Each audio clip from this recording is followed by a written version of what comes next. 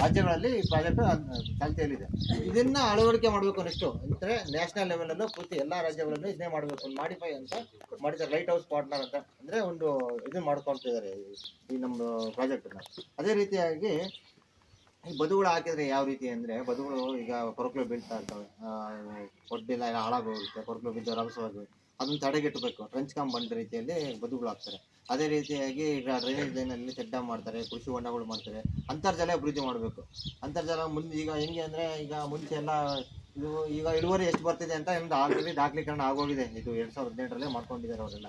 ಈ ಪ್ರಾಜೆಕ್ಟ್ ಮಾಡಿದರೆ ಎಷ್ಟು ಇಂಪ್ಯಾಕ್ಟ್ ಬರುತ್ತೆ ಅಂದರೆ, ಒಂದು 10 ಕ್ವಿಂಟಲು 12 ಕ್ವಿಂಟಲು 15 ಕ್ವಿಂಟಲು ಮೆಕ್ಕೆಜೋಳ ಇಳುವರಿ ಬರುತ್ತೆ ಅಂದರೆ, ಅದನ್ನು ಒಂದು 20 ಕ್ವಿಂಟಲ್ ತರಬೇಕು. 22 ಇಷ್ಟರ ಮಟ್ಟಿಗೆ ಇದು ಮಾಡಿರೋ ಸದುಪಯೋಗ ಆಗುವುದು ಅಂತ ಈ ಪ್ರಾಜೆಕ್ಟ್ನ ಮೂಲ ಉದ್ದೇಶ. ಅದೇ ರೀತಿಯಲ್ಲಿ ತೋಟಗಾರಿಕಾ ಬೆಳೆಗೆ ಕೊಡ್ತಾರೆ, ತೆಂಗು, ಮಾವು, ಇದರಲ್ಲೆಲ್ಲ ಸರ್ವೆ ನಂಬರ್ ವೈಸ್ ನಿಮಗೆ ಕೊಟ್ಟಿದ್ದಾರೆ ಇಂಥ ಬೆಳೆನೆ ಅಂತ. ಇದು ನಿಮ್ಮ ಕಾರ್ಯಕ್ರಮ, ರೈತರ ಕಾರ್ಯಕ್ರಮ, ನಿಮ್ಮ ಸಹಭಾಗಿತ್ವದಲ್ಲಿ ಇದು ಅಭಿವೃದ್ಧಿ ಆಗುವಂಥದ್ದು.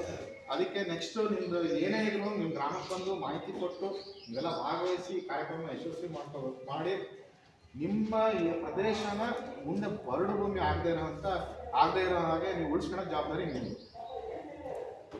ಮತ್ತು ಸಾಕಷ್ಟು ವೈಜ್ಞಾನಿಕವಾಗಿ ಮಾಹಿತಿ ಇದೆ. ಈಗ ನಿಮಗೆ ಒಂದು ಜಮೀನಲ್ಲಿ 1 ಎಕರೆಗೆ ಎಷ್ಟು ನೀರು ಬೇಕು?